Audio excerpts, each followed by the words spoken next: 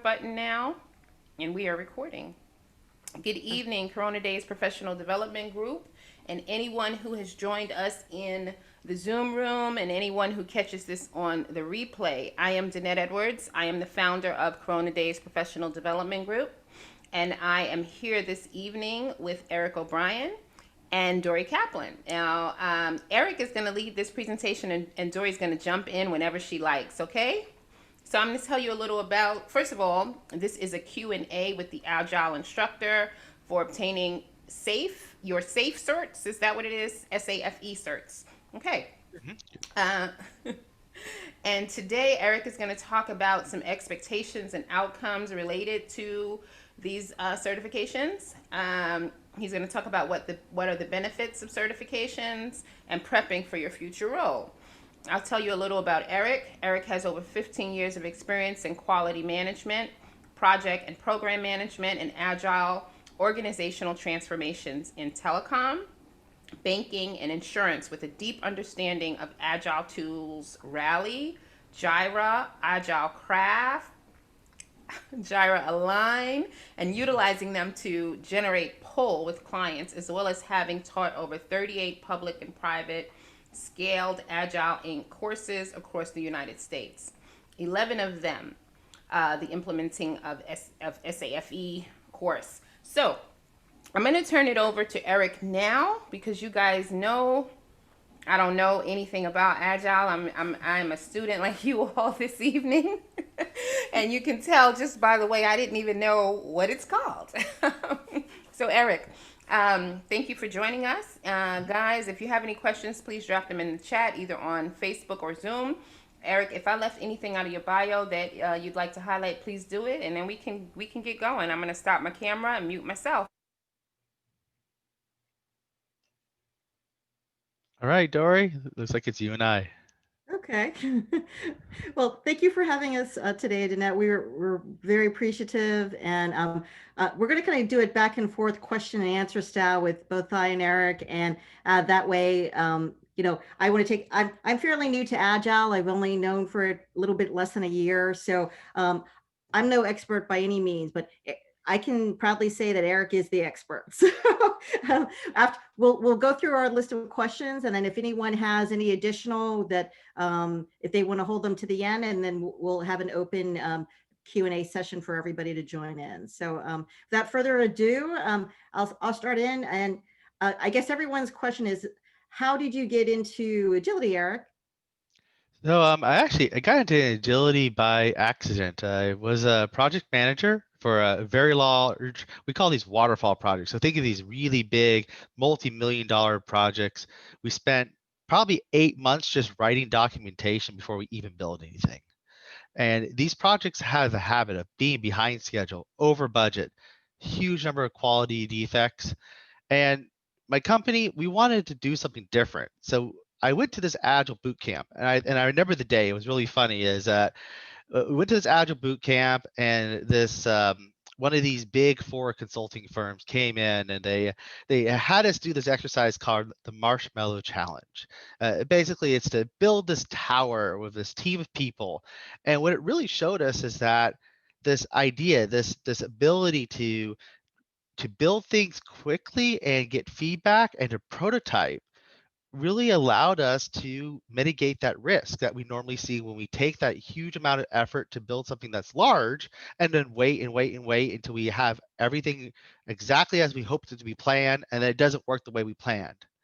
And I was part of that task force. So after we took that Agile boot camp, we went out into the company, and I, my team had this very interesting model. What we did is we were a task force to find out where these projects were in the company, and we were exempt from that standard process. So we would take these projects that were up to 2 to 3 years behind schedule, and we would just carve them out. We look at them and say, hey, look, this feature here was actually delivered at the very beginning of the project. It could provide value to our customers. Our customers could use this right now. All we had to do was just release this right now.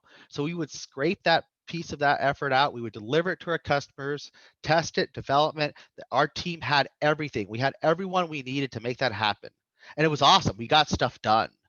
And that was like, wow, it was when you go to work, you don't want that whole drug of just it's another day. What did you do today? The same thing I'm doing yesterday. And what are you doing the day before or the day after? Well, the same thing I did yesterday or the day before that. It's it's that adventure, it's that achievement that you get from that mastery, autonomy, and purpose that you get from accomplishing something. And that's how I got into agility.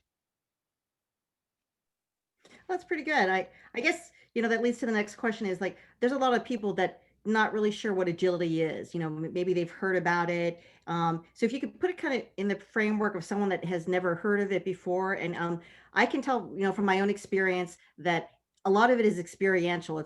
You can give someone a definition, but until you like really start to become part of it. And I think when I was thinking, about our talk, I said, well, what I've done so far in agile exercises, I'll call them, is like it's kind of like working on a big giant jigsaw puzzle where everybody puts a piece in. Would you say that's kind of the, somewhat That's the accurate? whole well, that's the whole idea of teams working together, that you're working as teams instead of individuals. If you think of agility in a very non-technical, non-interesting term, thinking about it as a way to respond to change. The we're changing that we're mitigating our risk and responding to change because we know that look at the environment, look at the world we live in today, right? We have things that happen that we don't account for. We can't account for everything. So how can we respond to change? What are the principles and practices that we could utilize, the mindset that we can have to be able to adjust for that in a world that where time to market, where quick pivoting, where things could happen such as, you know what? We all have to work from home now or work virtually now, and or we have to institute new ways of working that were not planned in our current model. And so agility is really about how do we respond to change and changing that mindset. Now, there's a couple frameworks that are very popular. So there's there's Scrum, there's the Safe, there's these are all frameworks that contain principles and practices. They're a starting point for agility. So a framework is not a be all or end all. It's just a starting point to help you get towards agility. That's good. And I guess as a consultant, what is your approach when you are initially meeting with a client for the first time? So one of the things is that you notice that agility, we do a lot of exercises when we practice agility. We practice Scrum, we practice the different activities that a lot of them are really about changing our mindset and changing the way are changing our beliefs. We realize that the reason why you're going to either Agile or Scrum or utilizing these frameworks is because you realize that the way that you're currently doing things is not working. And that's changing a belief. And changing a belief is the hardest thing you can do. If you think about it, the hardest thing you can do to a person is change their current belief and their current mindset. And when you're a consultant, the first thing you do when you meet a client is that you have to realize that a lot of people they don't see what you see. They don't see what the potential of the possible is. And usually just asking them, what makes them want to make this change? Why? Is their heart in it? Is where do they actually think they're going to get value? Are we aligned in that vision they have? And the reason why I say that is that when we look at agile transformations as coaches, one of the things we see all the time is that agile transformations are only successful when our clients are participating. Engagement is easy. You can slide your credit card and that's engagement. Participation is hard. Participation requires active listening. It requires us to have a conversation and be vulnerable. It requires us to put our skin into the game. And so one of the things when you work with clients is meet them where they are. That's really hard to do. It's meet them where they are, realize what the potential is for them, but start with, hey, what is your vision? And let's start there. Thanks. I was I was actually looking at some jobs today, and I noticed Macy's, and I was very surprised because it was all technology positions for Macy's. And when you see Macy's, you usually see hiring for cashiers and that. So it was I was looking at it, and there were like 72 positions total. All it said Macy's technical, and then I put in the keyword agile, and out of the 72 business, like 36 had agile in the job description. So I was kind of amazed, because you think of Macy's, you think the traditional retail, and then to see that they're hiring so many, it was kind of a wake up, call to me, I guess. But is it hard for people to learn agility, and what kind of tools would you recommend that they use? So you're seeing that trend. First, I want to actually comment on that about Macy's, is that you're seeing that trend where a lot of companies realize that they are a software company now, that or they utilize software, that they have to utilize and be engaged with software and really build out their development value stream so that they can actually give that what we call the concept. What's the idea to cash? How do we get that to our customers to satisfy them? And so you're seeing a lot of those technical positions now are growing, especially in a lot of traditional companies that are realizing that they need to pivot. Now, when it comes to learning agility, I wouldn't say learning agility is hard. It's different. That's the thing, especially in a culture that we're used to. So, thinking from a very US culture, not a lot of people are comfortable working with other people, or people are used to working in a swim lane, for example. Hey, I come to work, this is my job, this is what I do, this is what I finish, and that's it. I don't have to interact with people. I don't have to be vulnerable. What's this thing where I have to swarm with other people, and we have to collaborate, and we have to share and learn new things. And wait a minute, I have to learn their job too because I might be helping them solve a problem. Um, so really it's a mindset from changing from the idea that I'm just a subject matter expert in my silo, in my little zone, to that I'm part of a team, and as a team we're working together to accomplish that goal. Now, when it comes to tools, there's lots of agile tools. You can spend your entire life looking at all the agile tools, and there's lots of agile books as well. I would say one of the most powerful things though when it comes to learning agile is meetups, the community. The agile community is full of passionate people who want to connect. Meetups are great. They're a great way, especially now with all the virtual meetups we have. They're a safe place. People are willing to share. It's a way for you to try new things out. And one last, like, kind of advice what I have when it comes to learning agility is knowing that you don't have all the answers. Learning agility is really a lifelong journey. Uh, you're changing a mindset, and one of the hardest things to know is that you can't just those jobs that require this agile mindset to work into this in this agile way of working. They don't expect you to go in there and like, hey, I'm a forklift driver and I know exactly what I need to do and this is exactly the job. It's going to be challenging. These companies are looking for what we call knowledge workers. These are workers who know more than their boss. That's interesting. Okay. And then I guess that kind of broaches on my next question, which is, what's the greatest challenge that you have when you're coaching? So fear, fear, fear is the greatest challenge. You try to show something to a team, and usually the first thing they say is, this is too much work. We have already other stuff that we on, and we have to do this additional work. But say that you get to a point where they're able to see that, hey, no, we can integrate this into our current work. Well, then there's that fear of trying something new.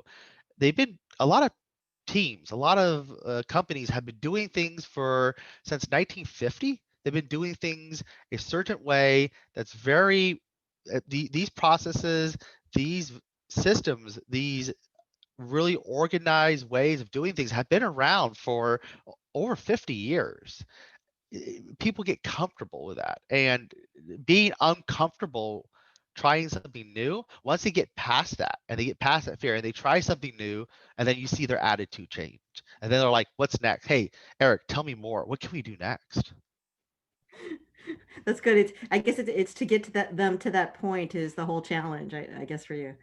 And I guess so for someone looking to embark onto agility, and you're of course a teacher of a lot of those certifications. How long generally are those courses in terms of like days or weeks, or what's the general time frame? So courses could be about 2 to 4 days. We typically now have courses a little longer than normal just because most of us we're working from home, or we're sitting at home, or we're doing it virtually from an environment that's not really the same environment we would traditionally have a course in. We may do a course in a classroom or in an office building or even a hotel conference room. A lot of us now, we're at home, we have distractions, and sitting down for hours at home, it can be very exhausting, especially with the other things that might prevent you from, it might be multitasking with, for example. We know multitasking really helps, really reduces engagement with people. So typically 2 to 4 days, it depends on the course, but for the Scrum Master and Product Owner course, we typically do those in 2 days. Okay. And I guess, a lot of people are new to those terms. So could you kind of say what the Scrum Master certification and the difference between that and the product owner, product manager, because those are two courses that you teach. So if I renew and I said, okay, I need to choose between Scrum Master or the product owner, product manager, like which one should I choose? How would you advise them? So I would actually ask you, Dory, do you like making great products, or do you like making great teams? That's a good question. I think I'd have to think. For me, I like doing great products, but I think that I like interacting a lot more with people. So probably I'd want to, the Scrum Master would probably be my choice. Yeah. So that would probably be what is the biggest differentiator between choosing what you want to do.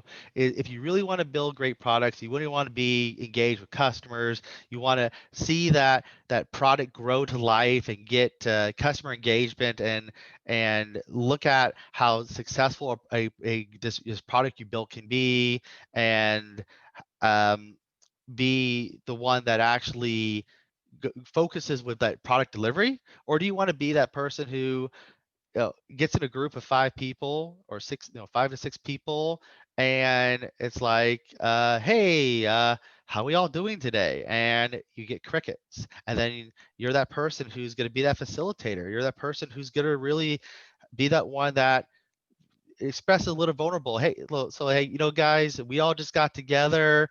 I understand. How about I share a little bit about a picture of my dog here, and just to break the ice and get a conversation, because that's really what's really hard about being a Scrum Master. You're a master facilitator of getting that team to be a high performing team. Well, that sounds really interesting. And I guess when you do an exercise like this, what collaboration tools do you use or have I've used a few. I've used Mural, but are there more, or is there abundance of them on the that you can use now, or what's your There- suggestion? There's abundance now of tools. Mural, Miro is really popular too as well. Safe Collaborate's a tool that's used by the Scaled Agile framework. Zoom, of course, for video. We want to make things as face to face as possible, so we can see that nonverbal cues. Uh, One of the things we miss from in-person classroom is that we don't have a lot of that nonverbal language we used to have, and we use a lot of things of whiteboarding, like a chalk talk. Digital whiteboard is another way where you can draw things out on a separate screen, so we can kind of express ideas like we used to in a classroom on a flip chart. So Oh, those are all different ways to utilize collaboration. We even have funny ways of using different timers. There's a racing timer, for example, where people get to pick who the winner of the race is in the timer during a break, for example. oh. So we try to find ways to keep things interesting, and just at least the hardest part is, how do we get away from just a video lecture to make it so that it's a collaborative experience? And definitely, I think that's what's missing, now that we have things online, is being able to work with each other in that way. And so if someone were going to take a class with you, what's the format of the class? And would you say, are there like scheduled breaks? If you have like a 8 hour period, do you get like a break to eat and maybe stretch your legs? So it'll be virtual. We'll have a little bit of lecture, and then we'll do some demonstrative exercises. We'll have some group activities where, as a group, we'll all speak together and share. We'll have some breakout rooms. Zoom is really good for that, actually, where they can work together in small groups and come back and present some principle or practice that they actually did of that exercise. Breaks are scheduled. I typically like to do breaks every hour so that people can, take care of their needs. And for a class that's a whole day, we will do a lunch. That's nice. That's good to know that it's structured, but you have I think some people can only absorb so much. I know my attention span is only good sometimes for an hour. So I like that you have frequent breaks on that. And then I guess if someone were to take a course and then upon completion, what are the next steps that they would embark on? Well, the first one is pass your certification test. That's the first thing. The Then I would say join the community. Above all, join the community, listen, learn, maybe even try to present at one of the meetups. The meetups are really going to be your safest place to present. People are generally friendly, especially in our community. They're very open to trying to get new people to come in and just join into conversations and topics and ask questions. I would also recommend reading. This is one of those professions where lifelong learning is a critical aspect of your career. You can't learn your entire job from a 2-day class. There is novels and novels on how to do this well. I would also say that, but there's also a lot of things in here that are soft skills. Being agile and utilizing a lot of the frameworks requires a lot of things like public speaking, requires a lot of things like powerful writing. How do we negotiate well, for example? If you think about it, not negotiating like winning a deal as a car dealership, but negotiating where you and I have a collaborative conversation where our visions are aligned and that we're not just negotiating where you're going to do this and I'm going to do this, but where we understand where we're coming from and facilitation. So there's a lot of additional things outside of this knowledge base that you can bring into this knowledge base. Okay. Well, I know your CV says that you've done Scrum, Kanban, and Safe, and for a lot of people these are new. These are called frameworks, correct? And so I was wondering if you could talk a little bit about each one and what the primary difference or what the primary similarities are. So Scrum's been around for a long, long time. Actually, it was been around in 1986. It's called the New Product Development Game from Harvard Business Review. You can actually read it online. It's free. The term was borrowed from rugby, where Scrum is a formation of players. The term Scrum was chosen because it emphasizes teamwork. Teamwork is one of those foundations. Kanban is really a visual system for managing your work. So think of like a giant board, and it's a way of managing your work as it moves from each step in that process. And then there's the Scaled Agile framework, which is really, really hot right now. It's probably the hottest framework right now, is because, and that deals with a bit of all those put together, but the goal is business agility and scaling. So how do we take a single, we call it a scrum team. A scrum team may be 6 to 9 people. How do we take that and scale it to 150 people and then scale that to thousands of people? And Wow. so the frameworks are really, once again, just how do we facilitate uh, agility? Okay. Well, it's interesting because I was online this morning and I was looking. I was looking at some kind of a banking or financial system. They had 60 different Scrum teams. So I thought I was like I thought you only had one Scrum team, with different. So you can have like multiple Scrum teams in one organization. You can have hundreds of scrum teams. The idea here is when you're dealing with scaling operations, is that the idea is how do we take these teams, these high performing teams that can deliver high value, they have all the people, they have all the skill sets to deliver, and how do we scale that so that we can deliver really big things? So I mean really big things like how can we deliver a jet fighter? How can we deliver an autonomous Cybertruck? How can we deliver the next iPhone? Those are the teams of teams that are working together to deliver that functionality, that hardware, that service to our customers. Okay. And I know when I was a recruiter, and this is, still, I think you're always a recruiter, even if it's not your, the profession you're concentrating on. But I always like to see like what kind of tools they're looking at jobs. So I was looking at, I think I've seen Jira, and so like from your perspective, um, can people take courses for these things, or are these something that you have to like start somewhere and then you learn these tools and then you acquire that experience? So before we do that, I do want to mention one thing here. We do have a rule when it comes to this profession, and it's from the Agile Manifesto, and we call it individuals and interactions over process and tools. So I wanted to mention that is that it, knowing a tool and being an expert in a tool is not going to make you successful in this career. The tool is not the means and the end all of success. It's really those individual interactions that you have. That's the whole point of this here, is that we're getting away from this handoff, the silo-based work, and we're working as with individuals and those interactions that are things we value. Now, tools are still valuable, yes, and especially since we're virtual, we need the ability to manage our work, make it visual. With that, I would say Jira is very popular. Probably one of the most popular tools. Atlassian is the company that produces that software. They actually offer free training and support for their tool. You actually can get a free account, you can experiment and play with it, and they actually offer free training courses for it. One of the things I would try as a tool is building what's called a personal Kanban board. This is a board you build for your home that, and a lot of companies use tools for this. So Trello is another example of a tool that you can use to build a personal Kanban tool. And I would really focus more on getting the knowledge and practicing that and participating in the community than trying to be an expert in just a one specific or a set of tools. Um, Creating your own personal Kanban would really help you see things like these concepts we talk about, like work in progress.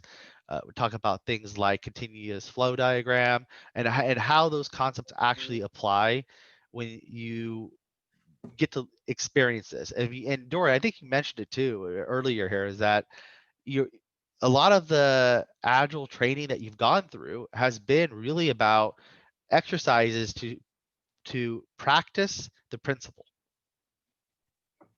Well, and it's funny. The first one I did, I remember I actually took like a course. I think it was through General Assembly, and at first I was very hesitant because I felt like, oh, I don't know how to do this or manipulate this. But it's like with anything, is the more practice that you apply to it, the better you become. And so this kind of leads me to my last question. But what words of advice would you give a job seeker getting into the field of agility, Eric? Because you've been in it for so long, and I know a lot of people, they're looking at it as a possibility because on a previous show with Den and I was speaking with Jeff Burstein, my co-founder, and we were talking about some of the things happening in the job market with the pay rates and stuff. But like, if you just, this is the first time, say, that they're viewing anything that to do with agility, and they're saying, "Well, that sounds very interesting. What can I have as expectations, or what can you tell me as a pro that I'd want to know?" So the reason why the sector is so well desired right now, especially these days, is that yes, these are some of the hottest and highest paying jobs in the industry. Yes, they are. I would say though, the thing that I would give you as a job seeker though is to remember this though. Um, One of the things is that we talk about in a book from Dan Pink, and we talked about what actually motivates us as humans. It's really mastery, autonomy, and purpose. And if we think about it, this field really requires a mindset that's very different from other jobs. Being a servant leader is not for everyone. Not everyone wants to be a servant leader. Being okay with that, you come to work the next day and your entire environment has changed, rapid change. Next day, COVID. Oh gosh, what do we do now, right? It's not like we have to plan for it. It's that we immediately we pivot and we persevere. And so that rapid change is can be a lot for people. The day-to-day work is unique. You have to be open to continuous learning. There's that I learned something new all the time. I just did a course with another instructor.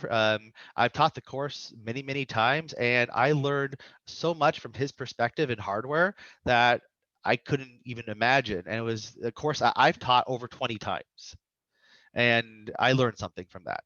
And so what I'd say is that it's be open to changing yourself if you decide to go in this field.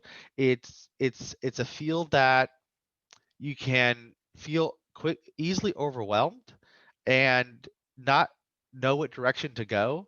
And the thing is that you have to be okay with that. You have to be okay knowing that you don't know all the answers, but you're not there yet, and you can get there. Well, I think one thing that I've learned from agility is that it's afraid to you shouldn't be afraid to fail, because like it means that you're trying. And what's the opposite of not trying is standing still and not moving forward, right? So that's, that's kind of what I've been getting from agility. And to your question that you said, it takes a massive mindset change, because I think I was talking with somebody about like when someone gets laid off, it's like you have to give this. If you got laid off, that's kind of mind numbing. Like you just are numb for like a couple days, right? And like you just don't want to think about it. Like you can't even take in any kind of new concepts or anything, because it's such like if that happened to you, you probably would be able to handle it better because you're Well, an actually, agile no. instructor. So actually, that's a great. I'm glad you mentioned. That's a great thing because Jeff Bernstein and I, we've worked together before in the past, and one of the things that us coaches have to accept as our mandate, when you hear this, you're gonna blow your mind. One of the first things we talk about with our client before we find out why they're doing this transformation, what does it mean to them? The second thing we ask them is, when are you gonna get rid of us? Yeah, yeah. We plan our exit. Our goal is to be a servant leader to help them get to where they need to get. Once they get there, though, we're not supposed to be there, and that is something that is a mindset a shift change for a lot of people. I mean, my goal right now is to lose my job. Wow. Well, I don't know if that's good for people, like that, are right now, we're in a Yeah, economy where everyone's yes. afraid to lose their job, right? But man, that's what you want to get to in this field Yeah. is that you want to get in this field that, hey, I've developed mindset, I've developed the understanding that, and I've helped make a group of team or organization, a leader successful in their transformation, and that is what has inspired me and grown me to like agility. Right. Well, I think two things. You have to think that right now, I I have on my job feeds, I just wanted to know how many Scrum jobs are appearing. And this morning in my feed, I saw 200 new jobs, Scrum, and a lot of them perform remotely. So that's the great thing, is that it's in such high demand. These types of agile jobs, and I foresee it happening long term. It's not something that's going to like disappear in 5 or 10 years, from what I've seen. I mean, I know Jeff has been in the field since like 2011. So, we're in 2020, it's 10 years later, so, you know, that's pretty much all I wanted to say. And I mean, if there's anyone that has any other questions, we can go ahead and wrap up, our portion of it. And then if Danette wants to come on and see if we can take if there's anything in the chat that we want to take. Hi, Danette. All right, I was trying to get off of mute. Thank you, Eric. Thank you, Dory, as well. So I don't have many questions, but I do have this. What are the prerequisites for someone to just start an agile course? Like, do you need to know math? Do you need to know any um, applications? Like, is there anything that someone needs to know before they start? So for the Scrum Master and Product Owner, I would read the Agile Manifesto. It won't take you that long, and the Scrum Guide, which is about, I think, 16 pages now. Okay. All right. Not bad. Can you share with us? So I am the Scrum Master, that person, because I want to work with people, right? That's how that goes.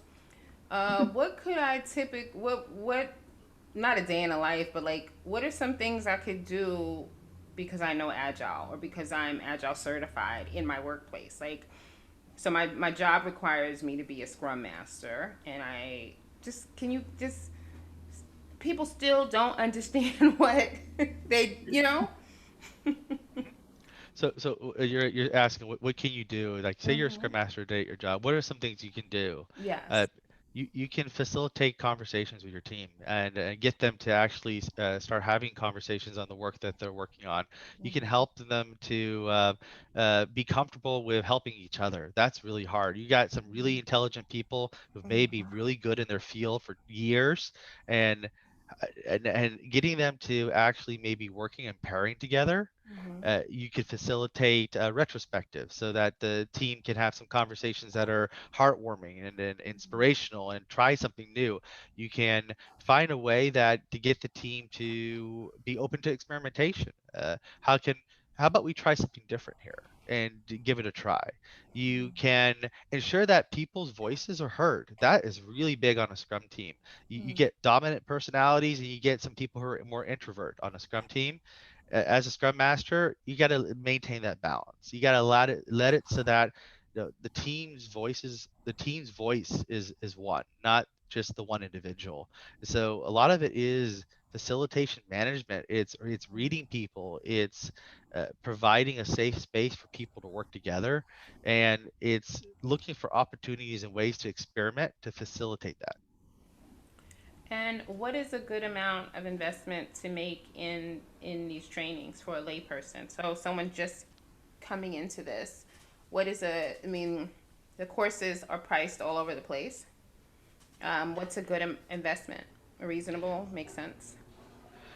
So typically, Scrum courses like Scrum Alliance, Scrum.org, and SAFe, the introductional like Scrum Master Product Owner classes are about $1,000. Okay. All right. And then for someone who would be considering investing that $1,000, maybe Dory will chime in here since she's been tracking the metrics. How much money could someone earn? Like probably entry level, just learning, just becoming a Scrum Master, or just getting the initial certifications up to minimum max or. Well, one thing I think I mentioned, and I'm not sure if I mentioned it here or another one, but I saw that at Scrum Master positions that were like 75 to 100K per hour. But I think that is probably for people that have, some kind of a background on that. I do know that there's staffing agencies that are doing Agile now because that's a specialization, and not every staffing company is doing. I'm not finding a lot out there, but the ones that I've seen where a recruiter has said, I'm looking, say, for the Charlotte area, and it's 75 to 100,000. Project management, I think, was in the 60s range. And, it's a big range, and I think it depends on if you've actually done it hands-on or if you just entered into a company and someone is kind of coaching you and training you. Because, Eric, would you say that most people getting to the field, they have to have someone coaching them? You just don't get your start and jump into a company and start being, Mr. Joe Scrum Master, right? Actually, what I've seen in the environment, because there's such a shortage and there's such a demand, like you said, there's 200 positions open like recently, right? Today. Um, Today. And so because there's such a shortage, you're seeing people that will get into where they would say entry level Scrum Master or Scrum Master 1, but ending up having to be, well, here's 3 teams. Good luck with that. Yes, No. because there is a shortage there is a shortage in the field, and it's a really hard role to to fill. You're really looking for someone who's going to be that servant leader who's going to help this group of people who are, some of these people could be like PhDs, and get them to actually work together. Right. It's And what is it that I this is my question now. This is not from the group, and I'll go back to the group and see if they dropped anything. So, what is it that helps them work together? Is it a software? Is it just the way you approach the work differently? You approach tasks differently? Is it something? Are we like brainwashing people? Like, what are we doing? Yes, Different. it's a Jedi mind trick. Yes, it is. Yes, yes. No, it's really so. One of the things I mentioned before was that the Scrum framework is really just a basic. It has some ways to practice the principles for agility. So those practices, when you utilize them and you facilitate them, you start to pivot how we do work. And so the thing is yeah, a lot of this is very soft skill. uh, Sometimes it's very funny. I'll see it. Some people will say the biggest powerful thing we can do is get people to talk to each other. This is true. And listen. Yeah. I, and I, and I, and yeah. and I'll emphasize that is that getting people to talk to each other is more challenging than we can imagine. I mean, look at our political environment. Look at the world today, right? All I right. find that to be true, Eric. I'm actually that is a big challenge. I'm actually experiencing that right now because I'm chairing a fundraiser for a nonprofit I'm working with, and I think it's easier if you were in the room with the people and you could see them eye to eye. But when you know that you're on the camera and they may or may not connect with you, it's even more challenging in this environment where we're not seeing eyeball to eyeball. And I think the thing too is like if you have a common goal, you can't tell people how to do things. You can just make suggestions, and they kind of have to figure it out on their own. I mean, you can give as many tips and um, words of advice, but ultimate people are going to do it the way they want to do it, right? So I think is that I would say that would be a challenge, you know, as being a scrum master. Would you say? Is breaking people's oh, I want to do it this way. Well, I meant you can't just you're a servant leader, so you can't just Right. go to that person and say, "Well, I need you to do it this way." That's what a manager would do. These people are leaders. The Scrum Master is a servant leader, and so one of the things is like, how do you the reason why I can't give an exact answer is it depends on the group. It depends on the person and the team you're working with. Personalities are different on teams. There's things you can do to facilitate. So, like for example, one thing you could do is let's build a working agreement and build conversation around that. Let's have a team agreement on things we agree about. Let's what do we consider things to be done versus and ready? How do we know our work is done? How facilitate that conversation? Maybe the way you facilitate it may not work. You may have to try something different because some people may be like, hey, I'm on a Zoom meeting right now. We want to talk about this. Well, I don't want to talk about. We're on a Zoom meeting. People have different personalities. So being a Scrum Master is yes, the Scrum Guide and the frameworks are there to help you facilitate this, and they're there to help you do the practices. But to get success out of those practices requires you as a Scrum Master to be open to trying new things, to read people, to have facilitation skills, to try to experiment, to try to make suggestions, to even having conversations with people one on one.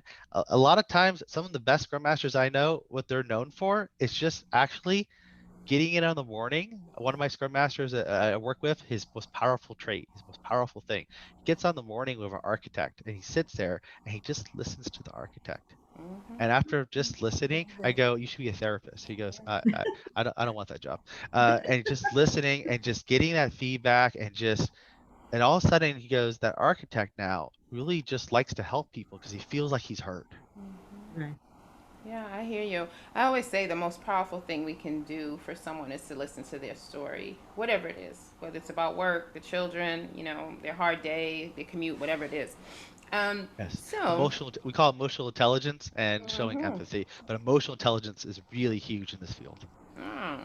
So, for those 30 plus positions at Macy's, Dory, 300. Yes. do you remember what any of them were saying in terms of? I'm trying to get people a little curious enough to do some research and see if this is for them.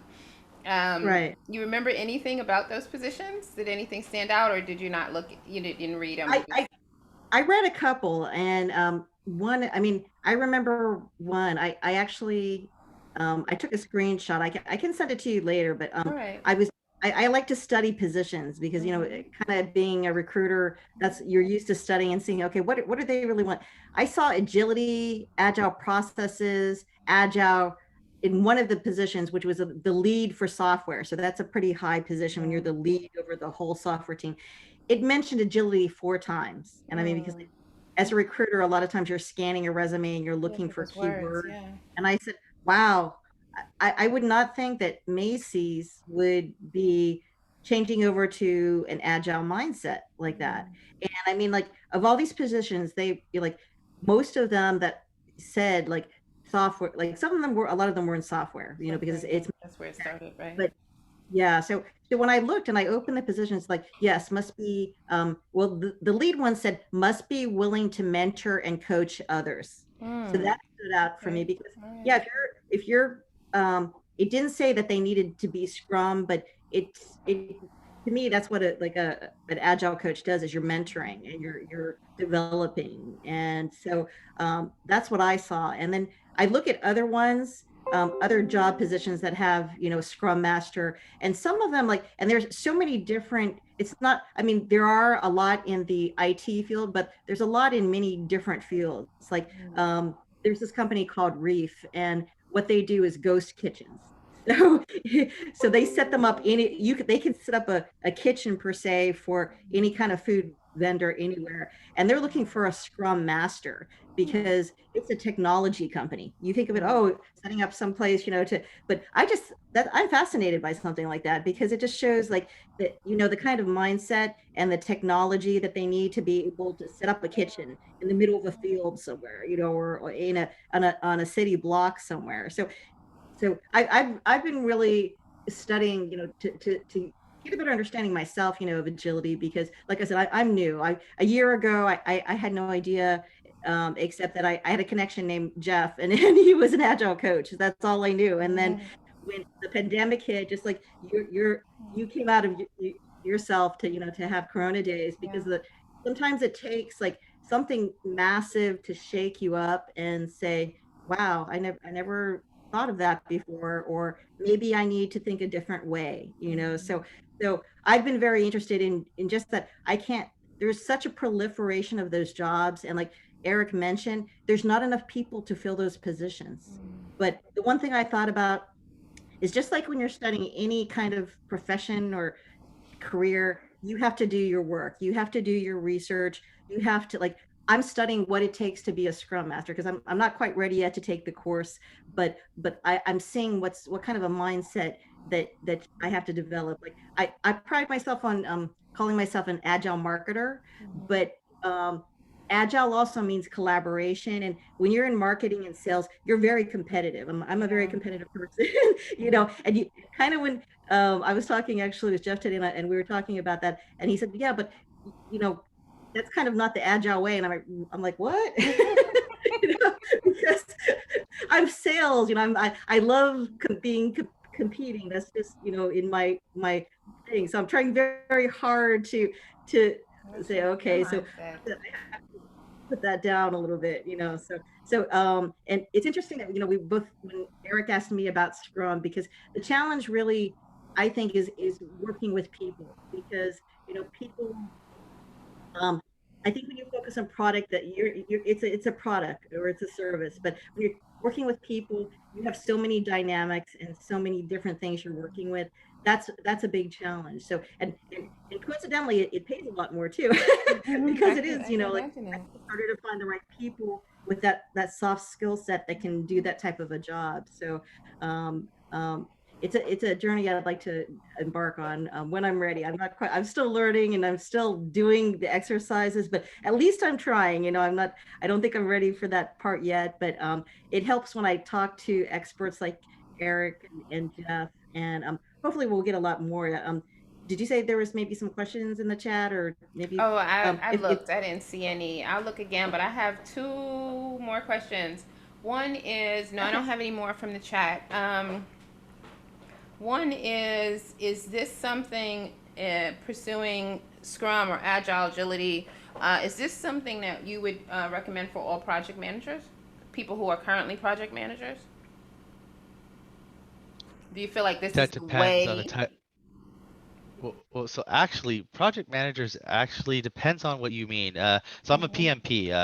PMP. Project. Yeah. So I am from PMI, and Mm-hmm. I would say that it depends. So the PM in the PMBOK, we talk about project coordinators versus project Mm-hmm. managers, Okay. and it really depends on what kind of person you are.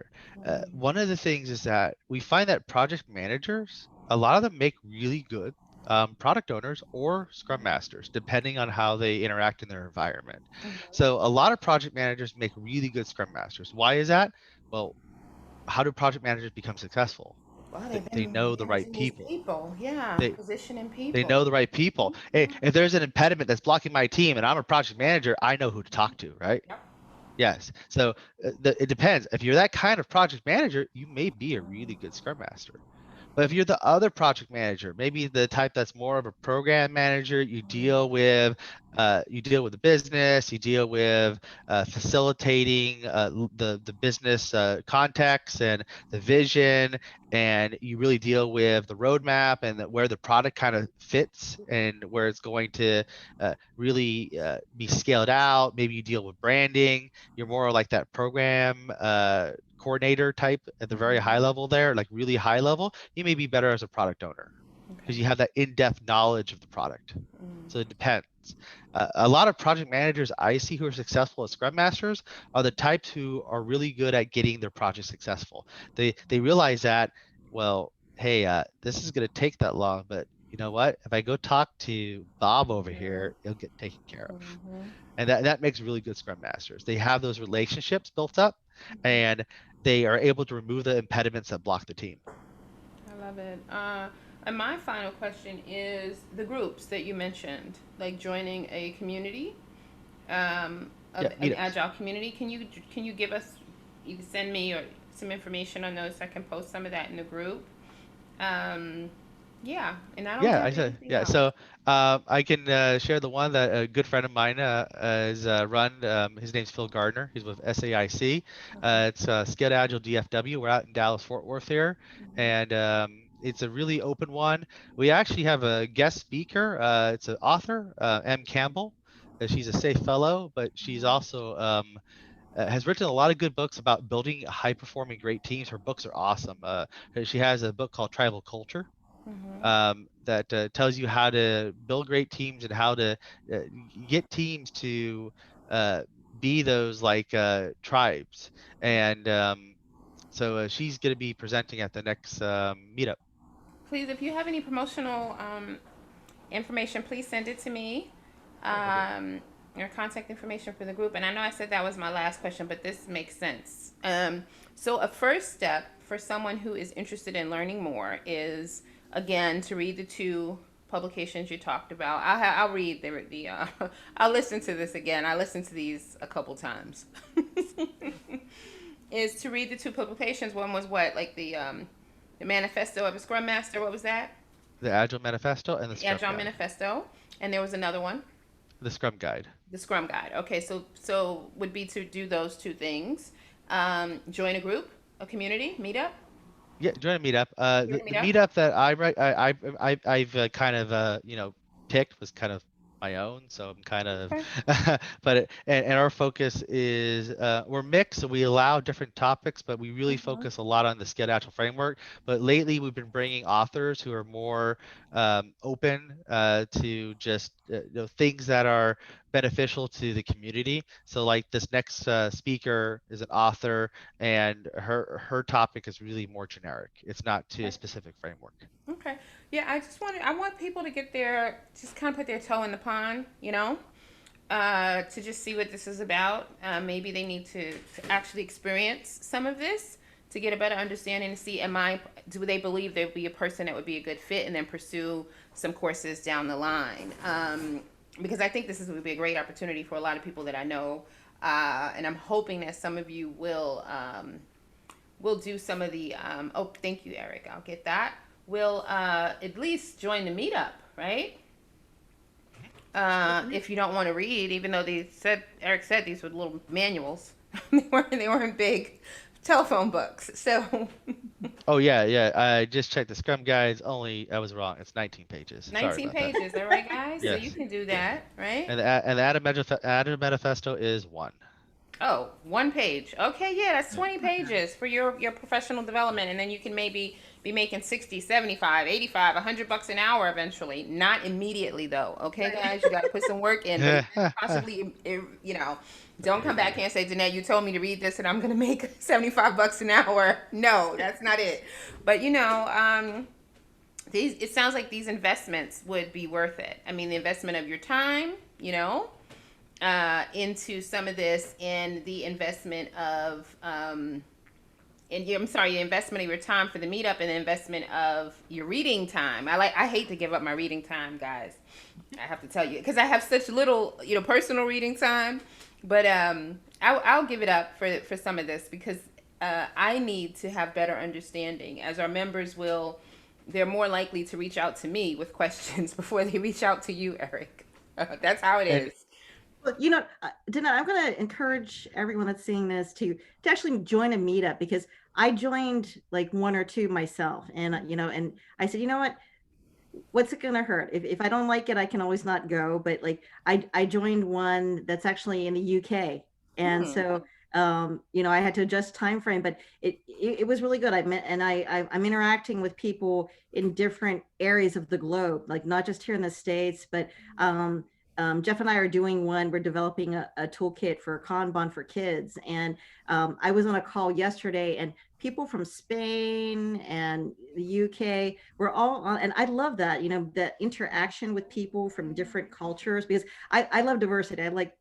I've always, that's always been something to my heart. That's even how I chose like the college I went to, because I just find, I think that's why I would be more drawn to being a scrum master. And I'll probably make that my goal by next year, because I want to do it. I have a lot of time commitments right now that I can't pursue it the way I'd like to, because when I dive into something, I jump in, so for me, my goal for 2021 is to become like a scrum master. So it's just a matter, I need to get over my first things that I need to get over first, and then maybe we'll take the class together, right? You never know. You never know. Well, you know what, Dory? I want you to come back then. As you Okay. go further along on this journey, I'd love you to come back and talk to our members, because you're just like our I, members. People who are not. When you hear agility and Scrum, a layperson, you automatically think of something tech, right? right. And so you're a layperson without a tech background. Not that you're not a professional, but in terms of a tech, right? Right. Saying that, I think that knowing the type of person I am, that the Scrum Master will bode well with me, with a Oh, person like me, I right? could say, I mean, I'm a recruiter, so one thing I do is I actively listen and try and listen what people say that their passion is, or what Mm-hmm. they seem good at. And I know that you're good with people. I mean, you and we talked A whole offline lot. before, and like if we didn't say, okay, we have a meeting, we'd probably talk for a couple hours, right? But Yeah. but if you enjoy talking to people, and I enjoy helping people in a lot of different ways, and especially like the best part of being a recruiter was helping people get to a better place. And I think that's what I found in agility, is that you're helping other people to bring out the best of themselves, and to help combine those efforts with other towards a common goal. And I think that's why I'm drawn to agility so much, because it's a different way of thinking. And I think it will help a lot of people, especially now during the COVID time, because a lot of people are anxious. A lot of people are afraid, and you just have to wake up every morning and say, you know what? It's a new day. Yeah. I'm going to learn something new. If Mhm. what I propose to do doesn't fall through, or I don't, check off all the things I'm supposed to do, that's okay, Yeah. right? You have to be good with, Mhm. you're going to do the best that you can under the circumstances. And I think that's really, the agile way, is like, you know what? It's going to be okay. We're going to be okay, right? Well, thank you. Any final thoughts, Eric? Anything you want to leave us with? Just one thing I heard here, I hear this a lot, is that you don't have to be a techie, you don't have to be a computer scientist to be in this field. Really, every company is becoming a software company. Even the discount tires down the street, they're a software company too, by the way. They're actually a scaled agile framework company too. Yes. Okay. So I mean, every company utilizes software in some way. These skills are transferable. You think about, we're virtual. It is harder than ever before to facilitate and just get that whole group experience. I talked about it recently with one of my good friends who's an instructor. Is this breakout rooms are so hard now, because we can't just have that organic experience where we just kind of walk in there and just kind of dive in, get close, and kind of have that experience where they're feeling that experience. You can tell that they're getting it. Here we have to simulate it, and it's just not the same. And so having people just be able to help people feel like they're accomplishable, get people working together as good teams is what we kind of really need today. And so, yeah, we need more people in this field, and we need more people that can really help us with our mental health and just get better at what we're doing. So when we get through this, pandemic, we're better. Yeah, yeah. Well, thank you, Eric. Thank you again, Dory. I appreciate you both. Eric, you're welcome to come back. If you have any other topic you want to talk about, you're welcome to come back. Bring some of your friends. I'm going to actually, Dory, I'm going to do my studying because I know that we have a lot of members who would do well um, if they can understand this and then begin to wrap their minds around this as a potential next step for them or path for them. So I need to learn more so that I can communicate it better when they ask me what it is and what can I do with this and is this a good use of my money and time, and I can comfortably, not just comfortably, confidently say yes because I understand it and I can communicate it to them. People trust me in the group, and I'm glad that you guys do. So I have some homework myself. So maybe you guys come back next quarter and hold me accountable to that. But thank you very much. I appreciate you Well, thank both. you. We appreciate this opportunity because I just feel that in the United States, a lot of people don't know what agility is, and right now it's driving jobs. And I would love for people to discover something. It, like Eric said, there's not a lot of prerequisites. You have to have some type of soft skills, but if I think most people have that. Like if you're a teacher or a coach, I think you already have those things. It's a matter of now just like adopting the agile mindset. So if that's something that's going to help you and things will get better and you're helping people, I can't think of a better opportunity than that. So I may have to join you on that challenge too. I'll call it the agility challenge, right? Yeah, why not? There's so many Might as challenges out well, there right? during this pandemic, right? Why not? Right. Yeah, I love it. And then maybe I'll make $100 an hour. Wait, or like 150 an hour, like Jeff, right? Maybe I could say that when I'm out Right. here. Tim and Eric are my mentors here. So. Yeah, maybe that'll happen. But yeah, I do appreciate you both. I'm serious. Come back. If there's anything else you have, Eric, come on back. We'd love to have you. But with that said, I'll say good night. Okay. You had a long day, Danette. I So. have. I've been online all day. Not just Oh online, my on God. Zoom all day long. Yeah, it's been a Wow. long one, but this was a good way to end it. That's Thank you. great. We're happy to be a part, and I definitely will be making a return, and we'll talk about the challenge offline. All right then. All right. All right. Have a good one. Thanks, Eric. Thanks for joining us tonight. You have a good one. All Thank right. you. Bye bye. Thanks. Bye. Bye bye. Okay, end meeting. Did I end it? Nope.